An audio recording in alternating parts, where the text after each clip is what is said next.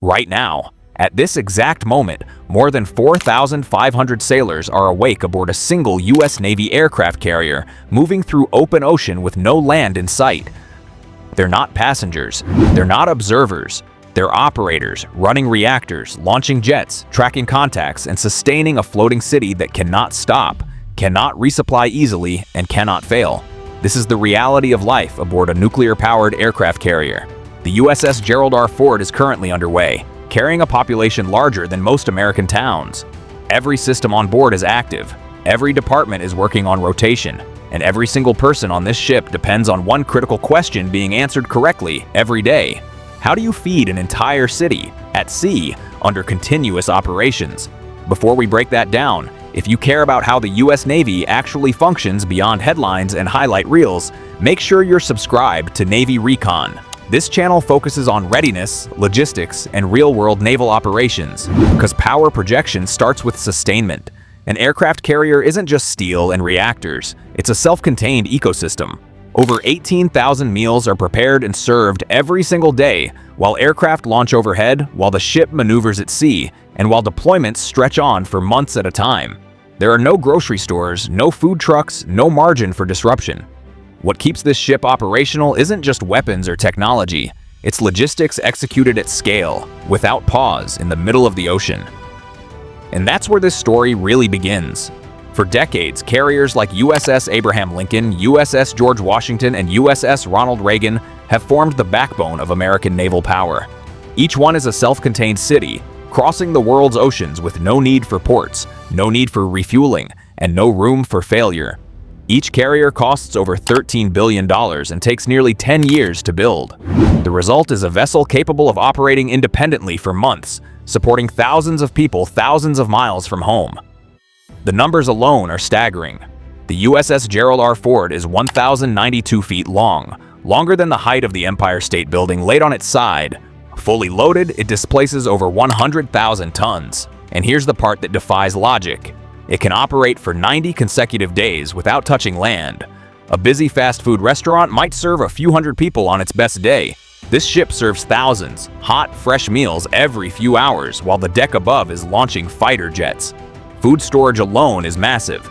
Thousands of tons of frozen meat, fresh vegetables, dairy, and dry goods are packed into refrigerated spaces the size of warehouses. And here's what surprises most people.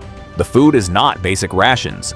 Navy culinary specialists train in elite programs. They compete nationally. Fresh bread is baked daily. There are pizza nights, Taco Tuesdays, steak and lobster dinners. This is real food, prepared by trained chefs, while the ship rolls through open ocean. Feeding the crew is only the beginning. Where do 5,000 people sleep? Space is the most valuable resource on board. Sailors sleep in what are called racks, beds stacked 3 high in tight compartments. Each space is roughly the size of a coffin, but it's theirs. Every rack has its own light, ventilation, and storage. Photos, letters, personal items, small reminders of life beyond steel walls. Junior sailors sleep in large shared compartments. Senior sailors may share with one other person. Officers have private cabins, still smaller than most college dorm rooms. Even the captain's quarters would feel cramped by civilian standards. Privacy is limited. Efficiency is everything. And while people sleep, the ship never does. Aircraft carriers operate 24 hours a day, 365 days a year. There are no weekends, no holidays, no downtime. Flight operations alone involve hundreds of people working in perfect synchronization. The flight deck is one of the most dangerous workplaces on Earth. Jets weighing tens of thousands of pounds launch every few minutes. Engines can pull a human off their feet in seconds. One mistake can be fatal. The deck crew, known as rainbow shirts, each color has a role. Yellow directs aircraft. Blue handles chains and equipment. Red manages weapons and fuel. Purple refuels aircraft. Green operates catapults and arresting gear. Many of these sailors are barely out of their teens. They handle machines worth $70 million each. Precision is not optional. It is survival. Below deck, another world exists. The nuclear reactors powering the ship are engineering marvels. 2 reactors generate enough energy to power a city of 100,000 people. Nuclear-trained sailors undergo nearly 2 years of training before touching reactor systems. The margin for error is 0. These reactors can run for over 20 years without refueling. They power propulsion, electricity, radar, weapons, lighting, water production. everything. Speaking of water, the ship produces over 400,000 gallons of fresh water per day from seawater, enough for drinking, cooking, showers, laundry, and systems. The water is cleaner than what many people drink at home. Waste management is equally complex. Nothing is dumped untreated. Food waste is processed safely. Human waste goes through onboard treatment plants. Trash is sorted, compacted, incinerated, or stored. The ship must remain self-sufficient for months. And when people get sick or injured, there's a full hospital on board. Operating rooms, X-ray machines, dental clinics, ICU beds, pharmacies. Doctors and nurses perform surgeries while the ship moves through open ocean. From broken bones to appendectomies, everything happens at sea. Communication has evolved dramatically.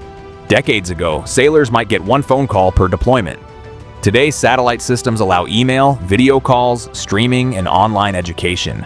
That connection to home keeps morale alive, because living with 5,000 people in a steel city for months is mentally demanding. And when the weather turns hostile, aircraft carriers sail straight into conditions that shut down civilian ports.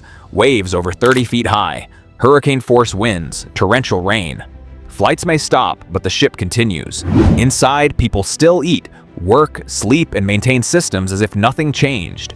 The bridge team monitors weather, traffic, and threats around the clock, responsible for moving 100,000 tons of steel and thousands of lives safely across the planet. Maintenance never stops. You can't pull over at sea. Every system must work, always. Training continues non-stop. Fire drills, damage control drills, emergency simulations. Everyone must know exactly what to do, because in a real emergency, hesitation kills. Life on board creates its own culture. Religious services for multiple faiths. Libraries, gyms, movie nights, talent shows, department competitions. In calm seas, sailors even hold barbecues on the flight deck, surrounded by nothing but ocean. The crew comes from every background, every state, every walk of life. What unites them is shared hardship and shared purpose. The bonds formed here often last a lifetime. Career advancement doesn't stop at sea. Sailors test for promotions, complete training, and step into leadership roles, often in their early 20s. The level of responsibility given to young Americans on these ships would shock most civilian employers, and the technology keeps advancing. Electromagnetic catapults, advanced radar, integrated digital networks, yet the most important system remains human. These floating cities exist because 5,000 people work together, every day, without pause. They project power. They deliver aid. They protect trade routes. They respond when no land-based option exists. They are symbols of capability, commitment, and coordination on a scale few nations can match. These are not just ships.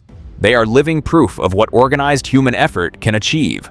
So the next time you hear about an aircraft carrier, remember this: 5,000 Americans are living at sea, working without rest, operating some of the most dangerous and advanced machinery on Earth.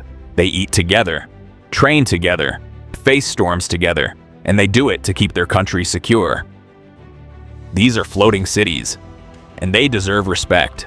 The mission is ongoing, and Navy Recon will be watching every move, ensuring that readiness remains at the forefront of every operation. The USS Gerald R. Ford, alongside its dedicated crew, continues its critical role in safeguarding American interests and projecting power across the world's oceans. If you value clear analysis and real-world military insight, make sure to like this video, subscribe to Navy Recon, and enable notifications to stay informed on every strategic development.